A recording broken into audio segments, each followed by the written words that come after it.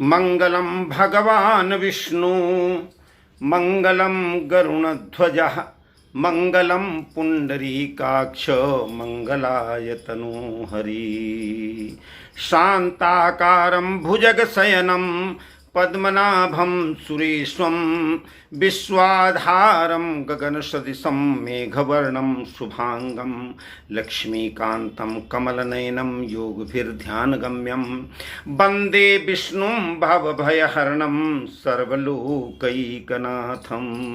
नमस्कार मित्रों, प्रणाम करता हूँ। परब्रह्म परमात्मा परमेश्वर अनंत कोटि ब्रह्मांड नायक परमात्मा को प्रणाम। आप सबके लिए मंगल कामना। जैसा कि मैंने आपको बताया था, 5 जून से 5 जुलाई के बीच में 3 ग्रहण हैं और 5 जून को चंद्र ग्रहण, 21 जून को सूर्य ग्रहण और 5 जुलाई को चंद्र ग्रहण। सबसे पहले तो ये बता दूं, एक ग्रहण के विषय में आपको पता होगा सबको, लेकिन फिर भी बता दूं। जब देवासुर संग्राम हुआ तो इसके बाद में अमृत निकालने के लिए समुद्र मंथन हुआ। बासुकी नाग की रस्सी बनाई गई, मंत्राचल पर्वत को मथानी बनाई गई। मैंने बताया था वहीं पर कूर्मा अवतार हुआ है जो मंदराचल पर्वत को उठाने के लिए था। 14 रत्न, 13 रत्न निकले, 14 रत्न जो अमृत निकला, तो उस समय दैत्य लेकर के उसको भाग चले।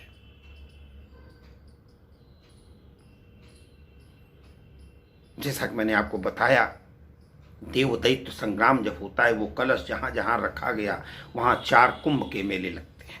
हरिद्वार, इलाहाबाद, प्रयाग और अपना क्या नाम उज्जैन और अपना क्या नाम मुंबई के पास में जब शिरडी के लिए जाते हैं, नाम नहीं याद आ रहा है मुझे।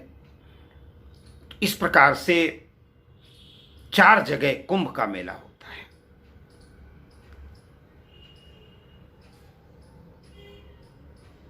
और वो चारों जगह उज्जैन, इलाहाबाद, हरिद्वार, नासिक कभी कभी विस्मृति हो जाती है। अभी तो ऑफिस में पहले सुबह पूजन भजन करना, फिर ऑफिस काम देखना, फिर लौट के दौड़े दौड़े आना। आप लोगों का भी देखना है। जो कह दिया था कि आज कुछ कुंभ पे सुनाएंगे, बताएंगे, उस पे ग्रहण पे बताएंगे, तो कुंभ का नाम नासिक 4 जगह ये रख। इसके बाद में जब बहुत खींचतानी हुई तो भगवान विष्णु ने मोहिनी का रूप धारण किया और सबको बिठा दिया। इधर देवता बैठे, इधर दैत्य बैठे। तो उन देवताओं के बीच में एक दैत्य बैठ गया, सूर्य और चंद्र के बीच में। जब सूर्य और चंद्रमा ने देखा तो भगवान विष्णु को इंगित किया। भगवान विष्णु ने अपने चक्र से उसका सर धड़ से अलग कर दिया। धड़ का नाम केतु पड़ा और चूंकि अमृत उसने पान कर लिया था, इसलिए सिर का नाम राहु पड़ा। वही राहु और केतु जो छाया ग्रह हैं, ऐसा कहते हैं हमारे यहां। विज्ञान क्या कहता है इससे हमें कोई लेना देना नहीं। तो ये जो कल का ग्रहण है वो उपछाया ग्रहण है। उपछाया ग्रहण मतलब इसका कोई सूतक नहीं है, इसका कोई मतलब नहीं, इसका कोई पाप पुण्य देना सब कुछ, लेकिन ग्रहण के नाम पे जो डराया जा रहा, बताया जा रहा, जो कहा जा रहा है, वो केवल इसलिए क्योंकि एक समाज में भय पैदा करना। ऐसा कुछ भी नहीं। जो सुधी जन हैं, सुधी ज्योतिषी हैं, अच्छे ज्योतिषी हैं, बढ़िया ज्योतिष, वो कभी ऐसा नहीं कहते हैं। मेरी आज कई लोगों से बात है और उनका ये छाया, उपछाया ग्रहण है। एक पूर्ण ग्रहण होता है, एक आंशिक ग्रहण होता है, एक छाया ग्रहण होता है। इसमें कोई सूतक नहीं है। फिर भी मैं बता दूं कि जब ग्रहण पड़ता है उसका टाइम बताना मेरी जिम्मेवारी बनती है। 5 तारीख को 11:16 पर यह ग्रहण शुरू होगा। चांद थोड़ा धुंधला दिखाई पड़ेगा पृथ्वी की छाया की वजह से, और 2:32 पर समापन होगा। 12:58 पर यह पूर्ण अपने पीक पे होगा। आप जैसा सब लोग जानते हैं मंदिर देवालय सब बंद हो जाते हैं। सूतक में होता है ये, देवालय सब बंद हो जाते हैं।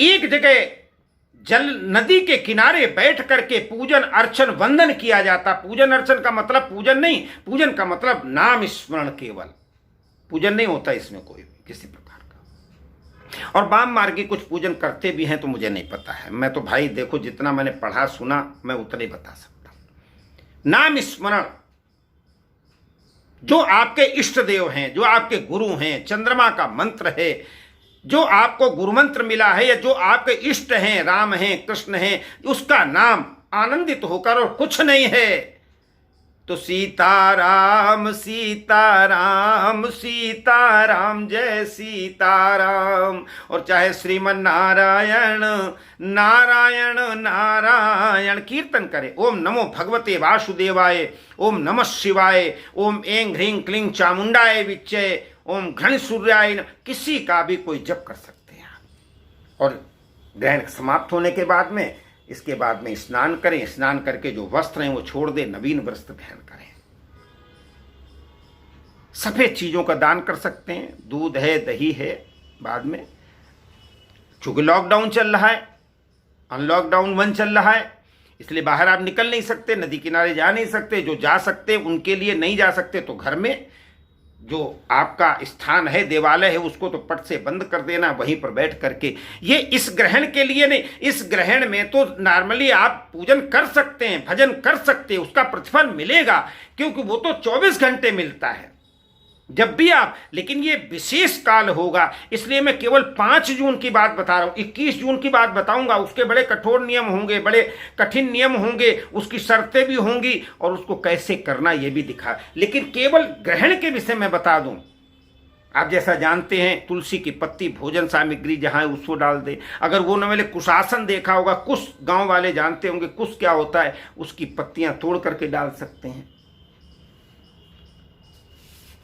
सफेद मोती दान कर सकते हैं, और बाद में भगवान चंद्र को अर्घ्य प्रदान करें, स्नान करें। तो कल के ग्रहण में कोई विशेष बात नहीं है, लेकिन फिर भी उस समय ग्रहण काल में ऐसा कहा जाता है कि उस समय 11:16 से 2:32 तक कुछ खाएं नहीं, पिए नहीं, आराम से अपना निद्रा कर लेना है। नहीं तो भजन करेंगे तो ज़्यादा, जितना ज़्यादा भजन करेंगे उतना ज़्यादा फल मिलेगा। लेकिन ये जरूर है कि 3 ग्रहण जो एक साथ पड़ रहे हैं उसका प्रभाव कम हो जीव पर, राशियों पर, उसके लिए तो प्रयत्न करना पड़ेगा ना। तो मैं तो केवल इतना कहूंगा कि आप कल भी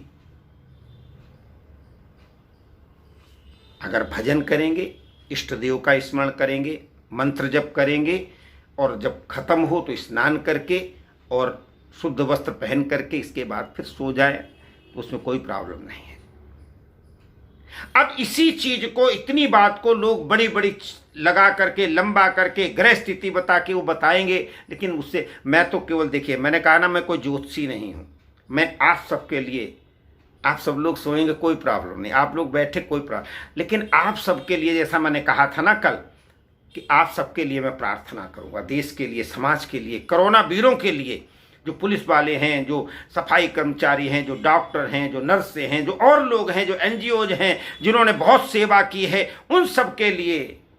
दीन दयाल बिरद संभारी, हरहु नाथ मम संकट भारी। और आपको जो मंत्र, चाहे भगवान शिव का, चाहे कृष्ण का, और चाहे चंद्रमा का मंत्र, जो मंत्र आपको अच्छा लगे, जो मंत्र कर सकें, गायत्री मंत्र, जो मंत्र आपको मन में लगे, 2-2.5 घंटे बैठ करके जप करें, जीवन सार्थक होगा, जीवन सफल होगा। और तब इसी में बहुत से लोग नवग्रह मंडल का पूजन करते हैं, बहुत से लोग काल सर्प योग का पूजन करते हैं। 30 दिनों में चूंकि 3 ग्रहण पड़ रहे हैं, इसलिए हम सब मिलकर के परमात्मा का स्मरण करेंगे, परमात्मा का ध्यान करेंगे। जय सीताराम। आप सबको प्रणाम। कल ग्रहण के समय पूजन करें, पूजन नहीं, नाम जप करें, मंत्र जप करें। उससे पहले और उसके बाद में पूजा अर्चन कर भगवान का ध्यान करें। सबके लिए सुखी हो, सब मंगलमय हो, सबका जीवन मंगलमय हो। हम तो बैठ करके कहीं नदी के किनारे बैठ करके जरूर पूजा करेंगे, स्मरण करेंगे। चाहे वो यहाँ हो, हरिद्वार जाने देंगे तो चले जाएंगे, नहीं तो यमुना नदी के किनारे बैठ करके स्नान करने के बाद में आप सबके जीवन के लिए मंगल कामना करेंगे। जय श्री राम। प्रणाम करता हूँ, आपका जीवन मंगलमय हो। जय श्री राम। नमस्कार। प्रणाम।